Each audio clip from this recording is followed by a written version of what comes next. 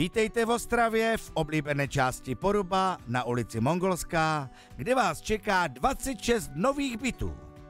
Byt číslo 8, 2 plus KK, má podlahovou plochu 57 metrů čtverečních a velký balkón. Aha, a kdy se můžeme stěhovat? Jak vidíte, byt je připravený k okamžitému nastěhování. Moderní koupelna, samostatná toaleta, klimatizace s možností topení. To vše je ve standardu. Špičkové izolační materiály vám ušetří provozní náklady na vytápění.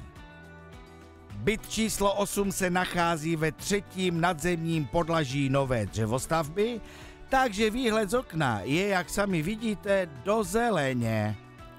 Přímo před domem je 20 parkovacích míst. A co je v okolí? K dálnici D1 3 kilometry.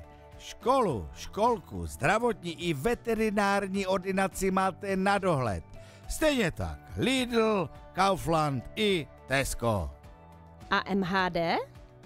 Autobus i tramvaj jsou co by kamenem dohodil. Prostě úplně nový byt v Porubě uprostřed zeleně s nízkými provozními náklady a parkovištěm. Ten se na trhu dlouho neohřeje.